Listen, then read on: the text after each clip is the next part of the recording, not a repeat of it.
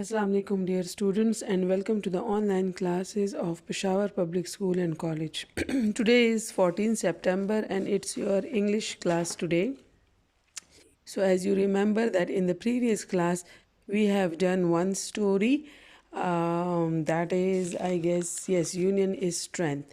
And now today we are going to do the second story, which is Two Friends and the Bear. Two friends दो दोस्त and the beer beer कहते हैं रीच को. Once upon a time two man were fast friends. एक दफ़ा का जिक्र है कि दो आदमी आपस में बहुत करीबी दोस्त थे, पक्के दोस्त थे, जिसे हम बेस्ट फ्रेंड भी कहते हैं. फास्ट फ्रेंड्स का मतलब है बेस्ट फ्रेंड्स या पक्के दोस्त. One day they set out on a journey. और एक दिन वो एक सफ़र पर रवाना हुए. They promise to stand by each other through thick and thin. और उन दोनों ने एक दूसरे से प्रॉमिस किया. प्रॉमिस कहते हैं वादे को. एक दूसरे से वादा किया. टू स्टैंड बाय मतलब ये कि वो एक साथ एक दूसरे का साथ देंगे, एक दूसरे के साथ खड़े रहेंगे. ईच अदर एक दूसरे के साथ थ्रू थिक एंड थिन हर हाल में.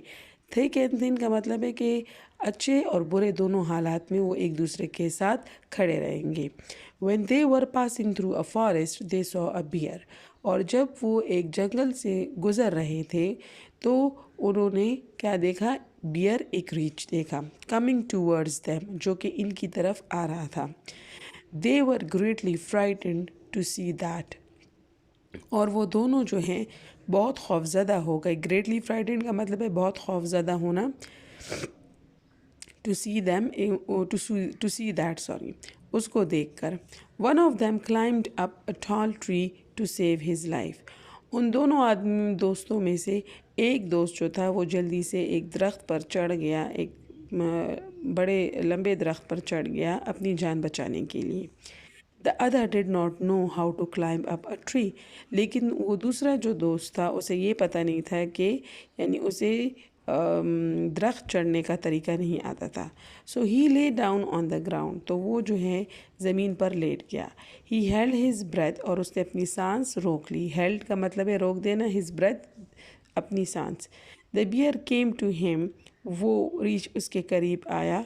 ही smelled him and thinking him to be dead went away. ठीक है. और उसने क्या किया कि उसको सूंघा. Smelt is the second form of smell. Okay. Smelled ED के साथ भी हो सकता है, वो डबल LED आता है. और स्मेल्ट भी सही है. ठीक. तो उसने उसको सूंघा और सोचा कि वो शायद कोई मुर्दा शख्स है. वेंट अवे और वो वहाँ से चला गया. उसे मुर्दा समझकर वो रीछ वहाँ से चला गया. When the bear went far, the selfish friend climbed down the tree and said to his friend. जब वो रीछ जो है दूर चला गया, फार का मतलब है दूर, तो वो जो सेल्फिश खुदगर्ज दोस्त था वो नीचे दरख्त के नीचे से उतरा और उसने उस अपने दूसरे दोस्त से कहा. What did the bear say in your ear? उस रीछ ने तुम्हारे कान में क्या कहा? That man said, उस आदमी ने जवाब दिया, The bear advised me not to keep friendship with a selfish man. और उसने कहा कि उस रीछ ने मुझे नसीहत की कि मैं जो हूँ, फ्रेंडशिप कहते हैं दोस्ती को, कि मैं जो हूँ खुदगर्ज आदमी के साथ दोस्ती ना रखूँ. Alright. So the moral of the story is that a friend in need is a friend indeed. दोस्त वो जो मुसीबत में काम आए. मतलब ये है कि उस बियर ने उस आदमी के कान में कुछ नहीं कहा था, लेकिन उस दूसरे जो दरख्त पर आदमी था, दोस्त था, उसको ऐसा लगा जैसे वो उस कान में कुछ कह के चला गया है. हालांकि ऐसा नहीं था. वो उसे सूंघ कर मुर्दा समझकर चला गया.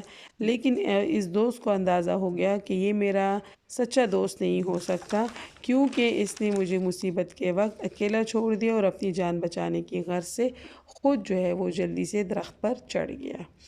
तो इसलिए उसने यही कहा कि दोस्त वो है जो ज़रूरत के वक्त काम आए. So that is it for today, 5th class.